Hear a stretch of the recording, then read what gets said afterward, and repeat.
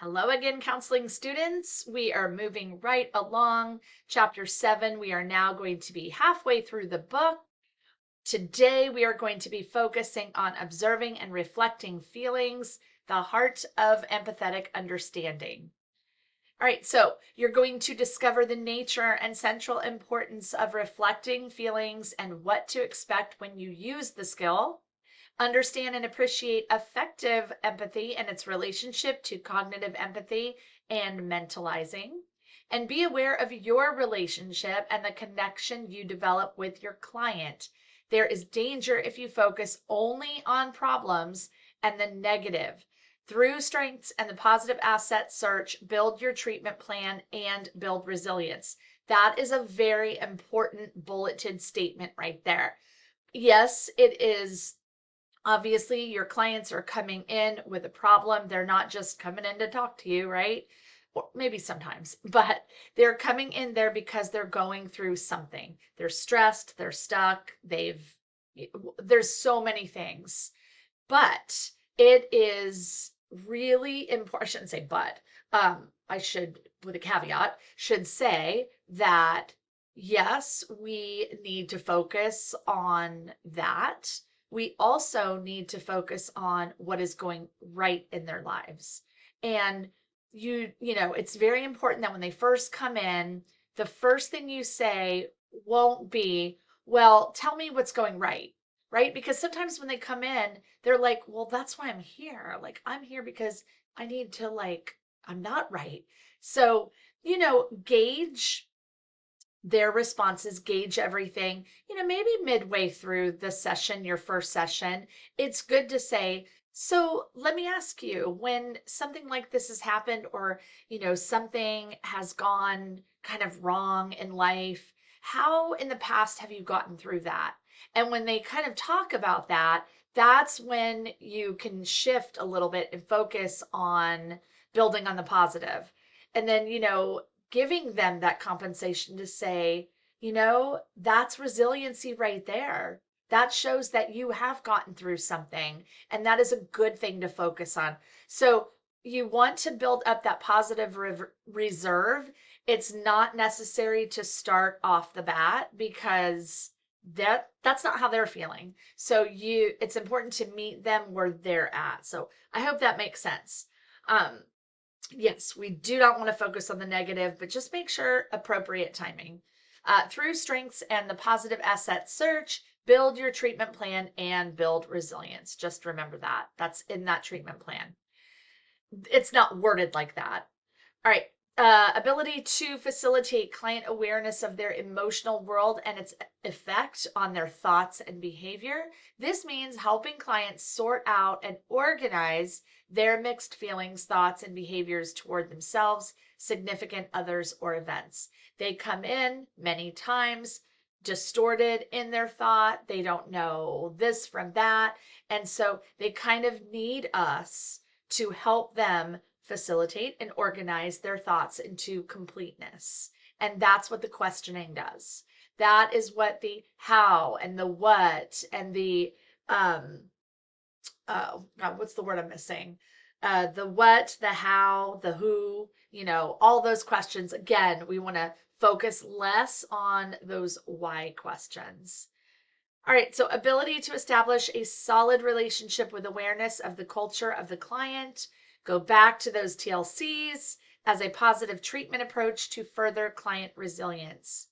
Ability to facilitate executive brain functioning through emotional regulation and affective empathy. All right. Emotions are our biological engines. So we are built with emotions, right? Happy, sad, all of the words, fear, you name it. Emotions are meant to be felt and they're not meant to be lived in. Whether that is, like I've said before, it's not quote unquote normal to be happy all of the time. That is a word in my kind of vernacular, my, like bank of language. Happy is not a word I use often because we find that many people say, I just want to be happy. I just want to be happy. Okay, well, it's good to ask, okay, well, what does happiness mean? What does that look like for you? And often when they describe it, they're not describing the word happy. They're describing a word, that perception of what they think happy means. So it's important for us to help them see what happy really means.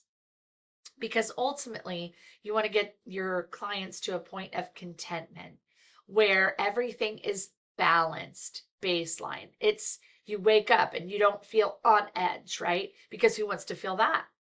But sometimes being on edge is good. It helps motivate us. So it's really important to help our clients understand emotions so that they can become emotionally regulated. All right. Our words, thoughts, behaviors, and physiological reactions are all intertwined with emotions. Reflecting feelings is recognized as one of the most significant listening skills. Reflecting feelings is central to emotional regulation. All right. So, what is emotion? Emotion is an affective state of consciousness in which joy, sorrow, fear, hate, or the like is experienced, as distinguished from cognitive and volitional states of consciousness. Any of the feelings of joy, sorrow, fear, hate, love, etc. There's a combination of emotions. Any strong agitation of the feelings actuated by experiencing love, hate, fear, etc., and usually accompanied by certain physiological changes such as increased heartbeat or respiration, and often overt manifestations such as crying or shaking. So, with emotion, often when you feel fear, frustration, that comes with behavior, right? That's the crying, the shaking, the red cheek, all of the stuff. So you've got this emotion, and with that, you see it. That's that affect. All right, intrapersonal level. That's the first part we're going to discuss. Emotion strongly influences and can direct our attention. Emotion often determines salience, what is noticed in the moment and beyond. Emotions guide our appraisal of the relationship or situation. Emotion motivates our thoughts, actions, and decisions. Reading facial expressions and body language can help us understand the motivations of others. But emotion can also impair cognition, leading us to distort reality or focus too narrowly. Again, logic and emotions are not friends. And so when we are acting on our emotions, it definitely distorts what is really going on. So we want to make sure that we not only keep our clients in check of that, but we have to also be in check of that, because at the end of the day, we're human beings too. So just because you're a therapist, it doesn't mean you are not susceptible to going through emotions. It's just that we hold ourselves, and we do, to a higher standard when going through things. Because a lot of times in my brain as well, I'm like, I'm a therapist, I should know this. But again, I'm trying to be logical, and logic and emotions, they're not friends. We have to try to make them acquaintances. They're not really going to be friends. So it's just important to remember at the end of the day, we're all human beings just navigating through this world. Um, all right, and emotions can affect our biological and behavior responses to issues and opportunities. All right, when we look at the dyadic level, the emotions elicited by each member inform the value that person has for the other person in the dyad. Emotions coordinate responses within meaningful interpersonal relationships. So that's that dyadic level. Then we have that group level. So we've got more now. Emotions convey information that helps coordinate interactions among group members. Emotion contagion can occur among group members. Emotional expression can shift interpersonal dynamics in groups. So, where it says note at the bottom, I want you to also note your style of how you function when you're in a small group of 2 or 3, and also with yourself, just yourself. And then notice how you function emotionally when you're in a larger group. So how do you function in a larger group with the same type of situation, the same type of feeling, kind of compare that to how you would react in a smaller group or in, like a two-person situation. All right, looking at the Atlas of Emotions. That was commissioned by the Dalai Lama and developed by Paul Ekman. Paul Ekman is really awesome to look up. The Dalai Lama believed that to find a calm mind, we needed a map of our emotions. Such a map would help us become aware of what emotions mean, how they are triggered, what they feel like, and how we respond. Empowered with such an awareness and this map, we can find ways to calm our minds and respond in intentional and meaningful ways.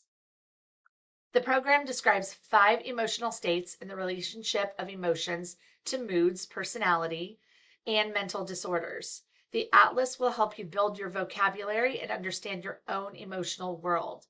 Use the link atlasoфemotions.org or Google Welcome to the Atlas of Emotions. The Atlas of Emotions is an interactive program, based on 5 emotions chosen by emotions researchers. And you're looking at anger, fear, disgust, sadness, and enjoyment. It's really interesting.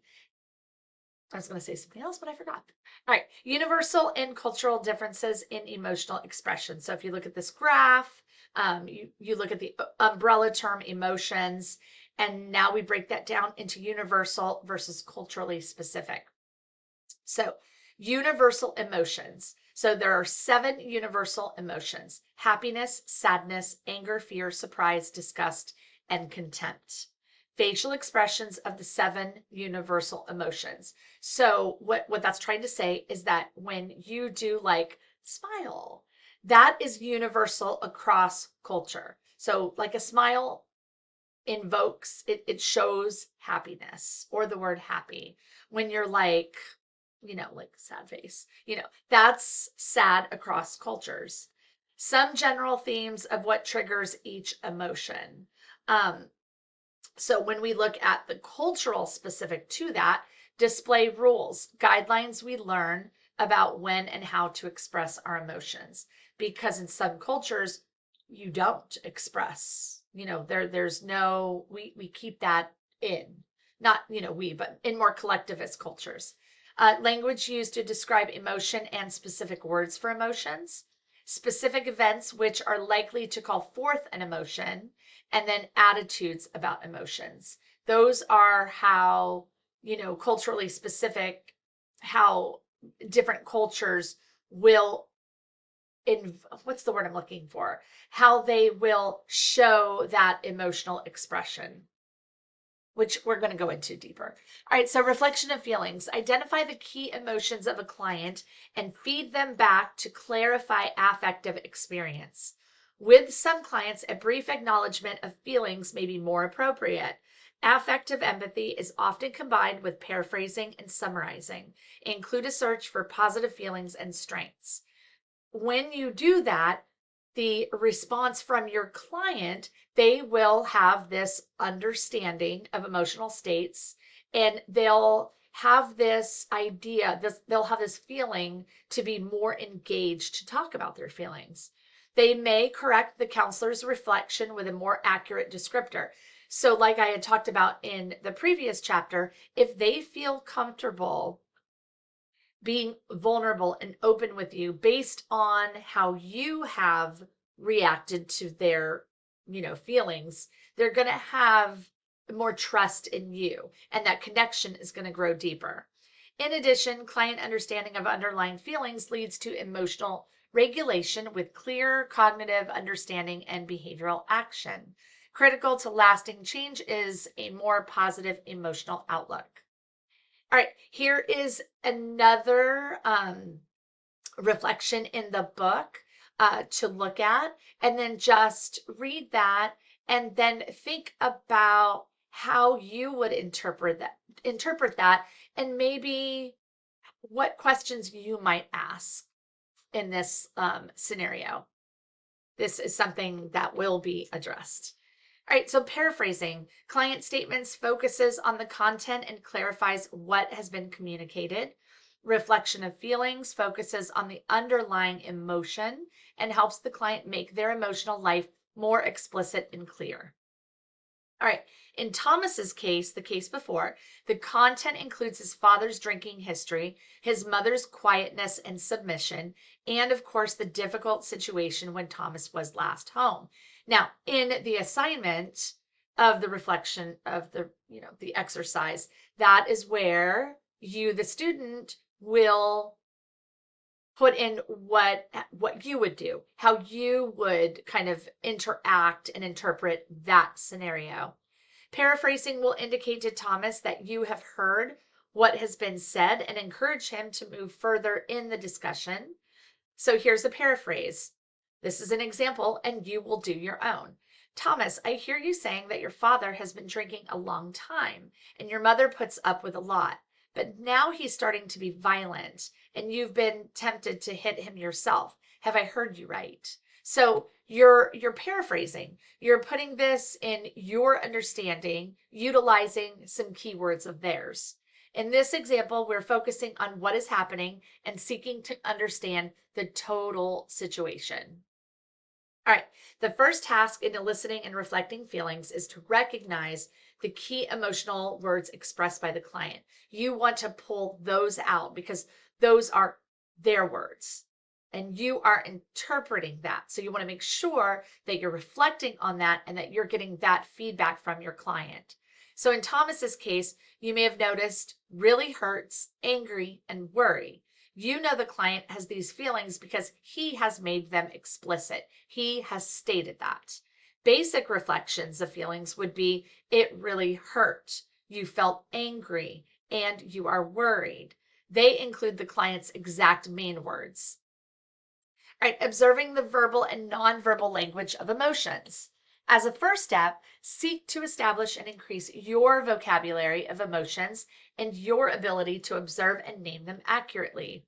6 primary emotions: sadness, anger, happiness, fear, disgust, and surprise. Those are primary emotions.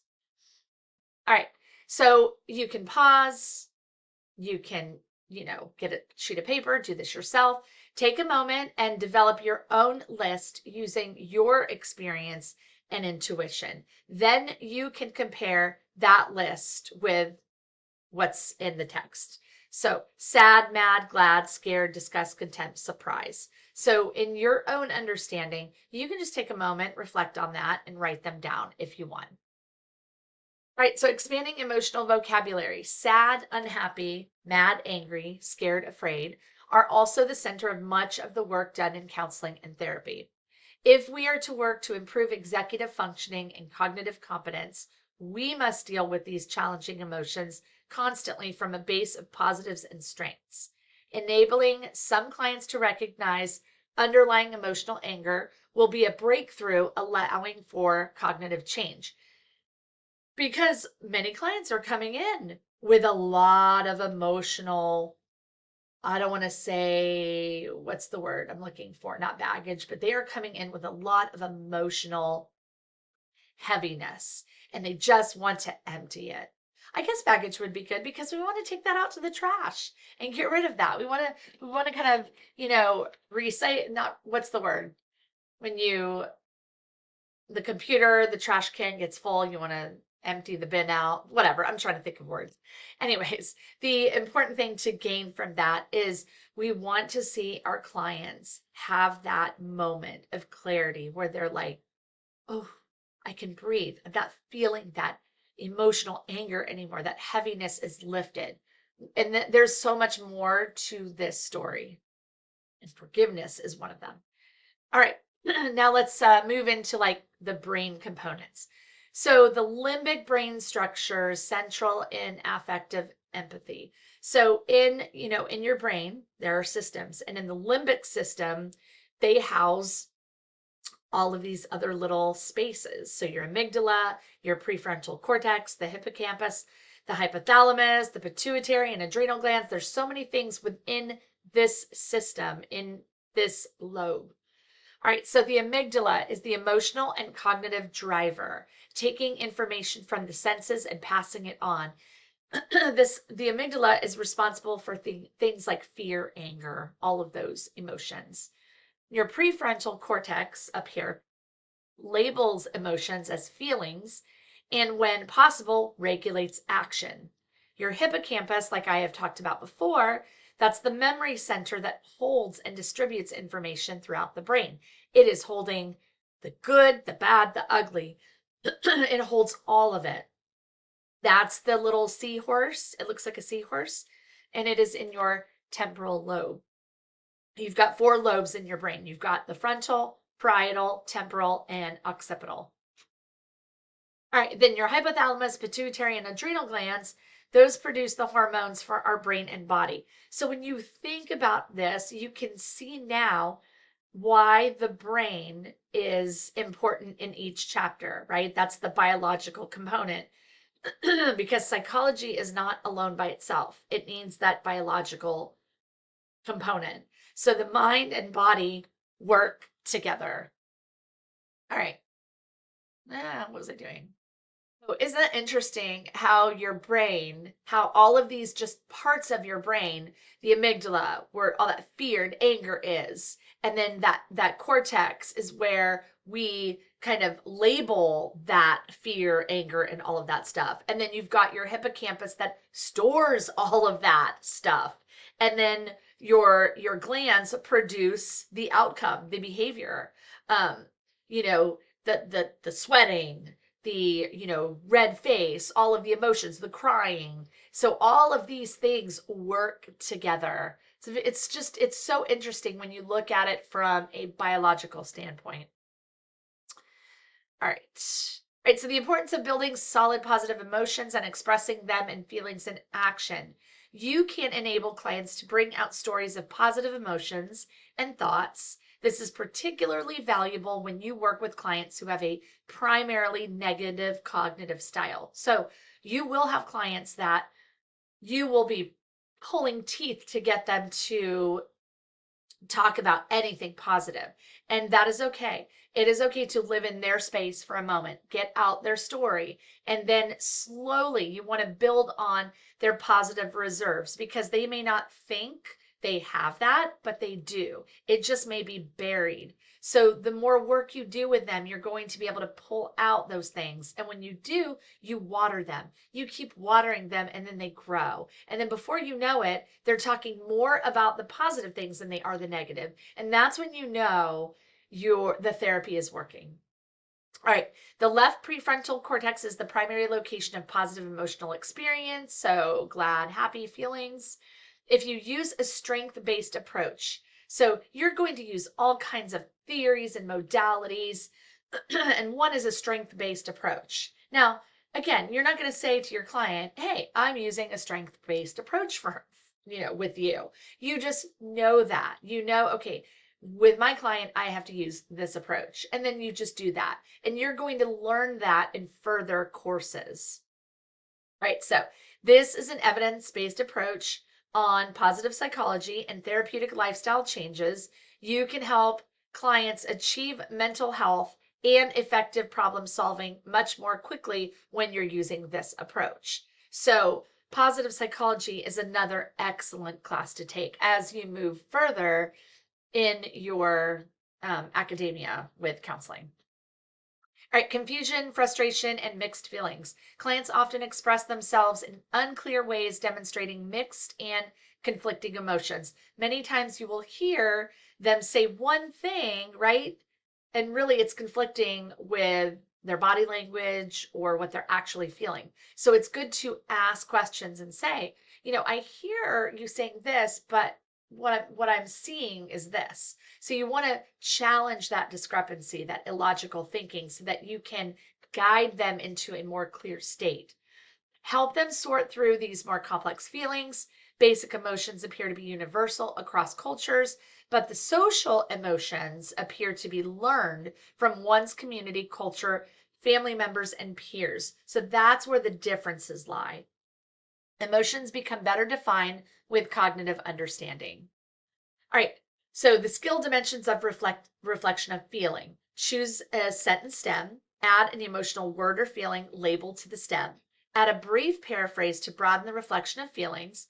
Choose an appropriate tense to convey immediacy. Check out. Bring out positive emotional stories and strengths to counter the negatives and difficulties. These are the skills that you will be using. Acknowledgement of feelings. You will find that a brief acknowledgement of feelings is at times more appropriate than a deep exploration of feelings. Sometimes you just need a quick kind of acknowledgement. You don't need to go in a lot of depth with some of these. In acknowledging feelings, you state the feeling briefly. You seem to be sad about that, or it makes you happy when, whatever it is that you're kind of dealing with in that moment, and then move on with the session. They say interview, I say session.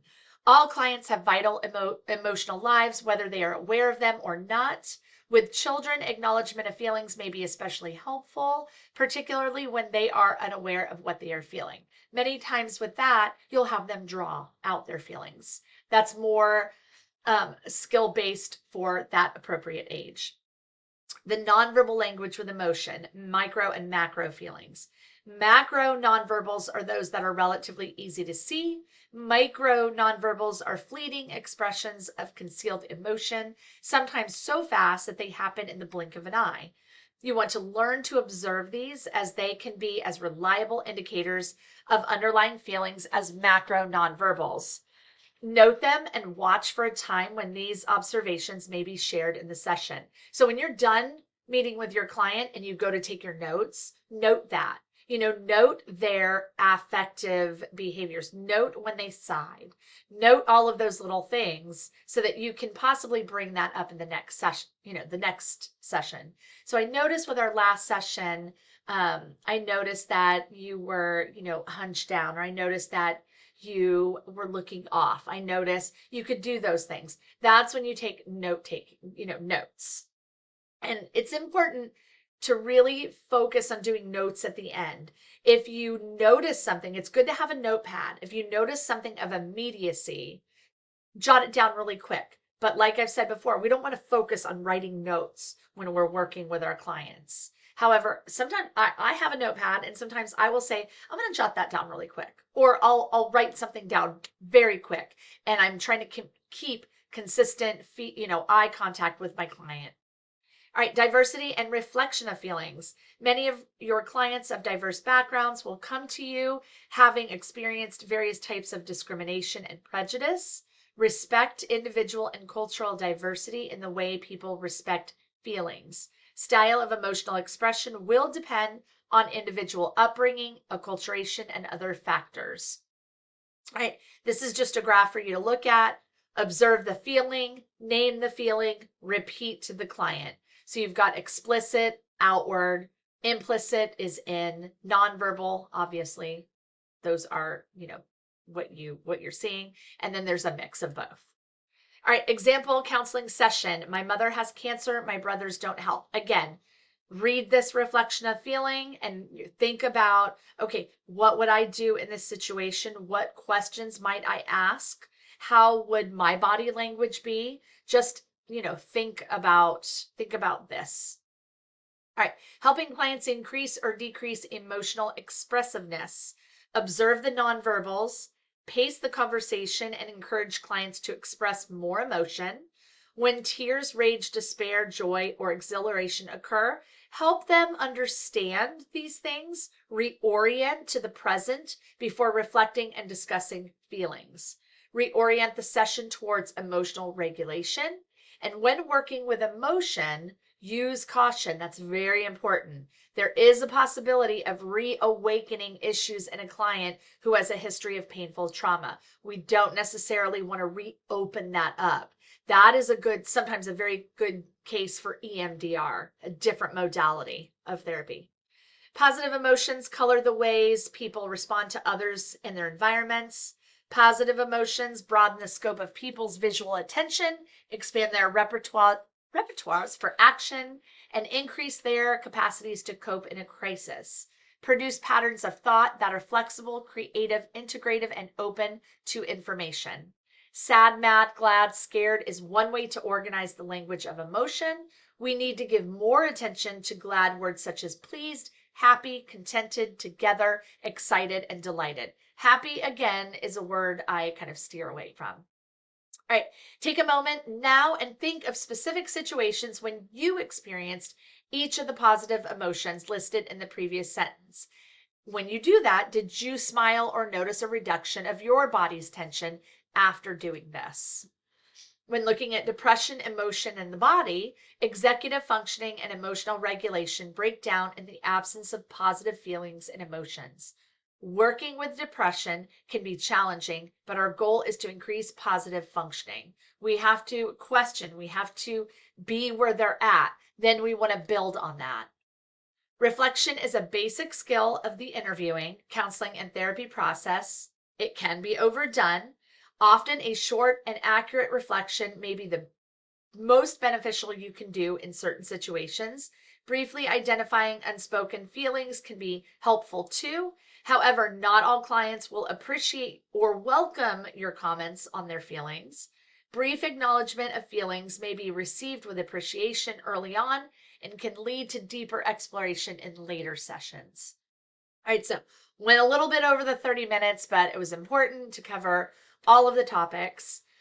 So key points in practice, went through a lot in this short time. Emotions and feelings, identifying emotions and naming feelings, expanding the emotional vocabulary, naming, reflection of feeling, acknowledgement of feelings, diversity in motions, emotional regulation and affective empathy, the limbic system, positive emotions and reflecting feelings, interview lessons, and of course, ending with your portfolio of competencies and personal reflection. So we are done for this week. Chapter 7 is done, halfway through. If if you find yourself just kind of stuck in some of these, go back and listen, go back in the book. This chapter has a lot of good information and a lot of good little insights and cases that you can learn from. Take a partner, do that dyadic, do that group, work with your friends, family, ask. Again, it's really good to practice and ask, how do I look when I am doing this? Am I showing cognitive empathy? Am I showing reflection of feelings?